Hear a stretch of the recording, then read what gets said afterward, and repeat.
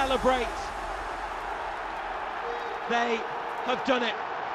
Hi everyone, back to the Evermore YouTube channel. It's Chris back with the Aftermath. This is the show that we do after the post-match reaction, which is very instantaneous. And I wasn't going to do one of these, but I thought I'm going to do it because I was quite angry and irate in the post-match reaction to the Aston Villa game when Newcastle got battered, rightly so, 4-1 by Aston Villa in the race for Champions League football. I was pretty annoyed, pretty angry, lashed out, I think, at the players and Jason Tindall. Maybe a little bit unfairly on Jason Tindall because he is just doing the best job that he can do while he's minding the shop until Eddie Howe comes back, which can't come soon enough, really. But I thought I'd do a quick aftermath just to clear up a couple of things. And in the calmness of the moment, I know a lot more people were a bit more reserved than I was, but I'm annoyed. I was annoyed, after watching just a ridiculous performance by Newcastle, some awful performances, lackluster, no energy, no desire, no hunger. And that's what got me irate, and that's why I was so angry in the post-match analysis. But I've had a little sleep on it. I've had a little time to think about it in a bit more further detail. And I'm still disappointed that we got beat like that. We shouldn't be getting beat like that by any team, regardless of how good Aston Villa are and how good their squad is. But the squad is key, I think, on this one. So people are talking about us being tired after, 3 games of football in a week. And there is a little bit of validity to that, but I do think it's an easy cop-out sometimes as well because we haven't managed the squad very well. I'll get into that in a second, but I did put that out on social media, and again, you were just attacked by the hysteria of social media that thinks you're not allowed to have any opinion on football that doesn't align with theirs. So they lash out on you and be aggressive and violent and all this other nonsense as well. And it just shows you how toxic and rancid social media is, really. So I won't be posting anything from the Evermore X account going forward at all because it's just an absolute skid mark toilet of the modern day society with a bunch of keyboard warriors who like to act like they're hard men. If they seen you in the street, they probably would do fuck all to you because that's the kind of way that they are. But that's less said about that, the better, really. Going back to the football and the main issue at hand. Now, people say we're tired, same bunch of players going time and time again for 3 games in a week, right? We had massive victories where we were winning by a canter at half-time against Leicester City for starters, and then Crystal Palace at home as well when we were 4-0 up in the first half. We could have taken Alexander Isak off. We could have taken Bruno Guimaraes off and kept them a bit fresher, probably for the hardest game of the lot, which was Villa at Villa Park, and we didn't do that. Jason Tindall didn't do that. Eddie Howe probably wouldn't have done that. We didn't make subs until after the hour mark. We were well in front in games. Even the Manchester United game, when we went 3-1 up, you could have hooked Isak off then, which I think was around about 60 minutes maybe. Isak went off about 10 minutes after that as well. But that's 10 minutes more football of Isak sprinting and burning himself out and everything else, because Isak looked knackered against Villa, as did Bruno Guimaraes. He looked like he was carrying a caravan on his back. And some of these substitutions as well, in terms of using the squad, you've got to look at them, you've got to ask questions, whether it's Jason Tindall, who's filling in for Eddie Howe, whether it's even Eddie Howe himself.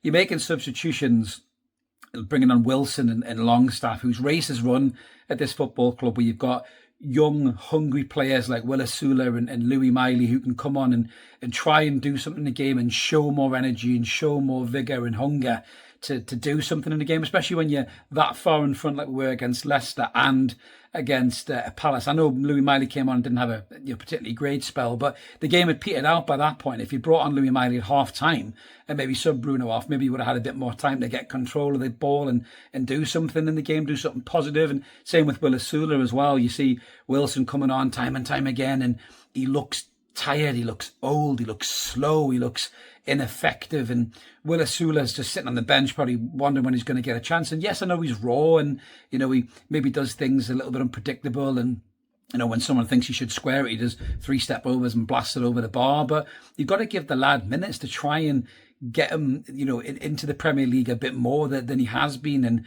Wilson's offering very little coming off the bench, very, very little. Apart from the fact that he knows the manager and the assistant manager very well, he's offering very, very little. As is Joe Willock, in my opinion. He comes on, yes, he's got a bit of pace and a bit of energy, but his passing is wayward. He gets in goal scoring positions and fluffs it and makes bad decisions. And, these players are offering very little coming off the bench. And I suppose, that's a counter argument what I'm saying about the squad management, that, the management team are so reliant on the players that they put out on the pitch that they don't want to make any changes until the hour mark. And that's probably testament to poor recruitment.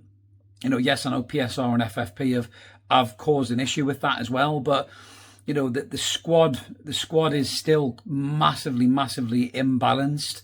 You know, we need to add quality in the summer, certainly for games like that. Villa beat us, I think, comfortably. That goal we scored was probably, you know, quite lucky for us, I think, in many ways, as much as it was a great ball by Harvey Barnes. And the back four does concern me, the age of the back four. When you're playing against teams and you go after them from the get-go, like Leicester, you know, second bottom in the league, or whatever it may be. You know, Palace, we went at them right from the off, and before they knew it, they were 2-0 down. You know, the Villa game, I said in the preview, we should have went for Villa right from the kick-off, but we didn't. We sat back, we let Villa play, we showed them too much respect. And because of that, they got their young, speedy, energetic players in and amongst our aging back four, you know, with the likes of Ollie Watkins and Morgan Rogers, and, you know, the overlap from Maatsen as well. And, you know, that causes loads of problems. And I think the problem with Newcastle, certainly this season, is when we're good, we're ridiculously good. But when we're bad, we're absolutely turd. And especially against teams with legs and energy like Aston Villa, we don't seem to have anyone to come on to change it. Even the back four subs, you know, Target's over 30, you know, Kraft's over 30. You know, I know Kraft always puts in a shift and never lets you down, but, you know, you're talking about subbing a 34-year-old off for a 31-year-old. You know, where's the youth coming through? You know, there's some great young England players playing in youth academies. Why are they not getting a chance? You know, they're on the bench, the likes of Sean Neave, and they don't get a sniff.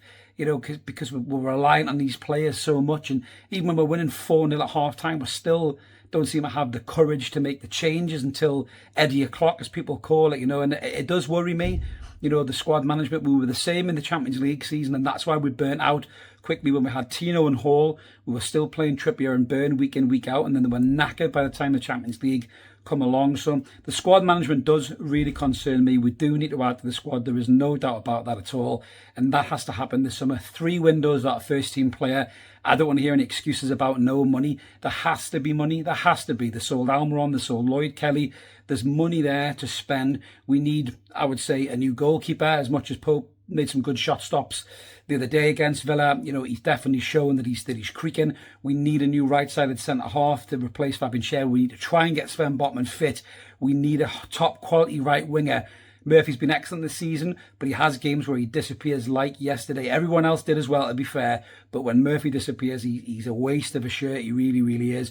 But we need that high-quality right winger, and Murphy can be on the bench to come on as an impact player with pace to affect games. But that game was just a gentle reminder, I think, to the board that squad needs a lot of investment still in the summer. Hopefully we will be a Champions League team and we can buy the players that we need and keep the players that we want to retain. But it was a bad day at the office, but it was a really bad day at the office. And Newcastle have got 5 massive games coming up. The best way to bounce back is to get a result against Ipswich. But make no mistake about it, Brighton away will be just as tough as Villa was. And if we show up like that against Brighton, we'll be in trouble. But that's my thoughts on it, guys. Like and subscribe. Keep it evermore. We'll be back with some more Newcastle banter soon. Have a great day. Enjoy the rest of your Easter, and we'll see you later. Cheers.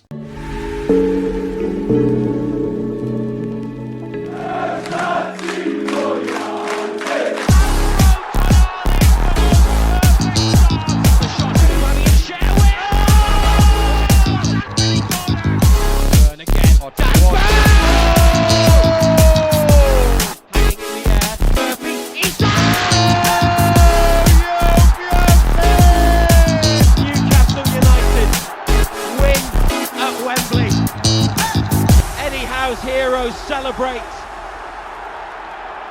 They have done it.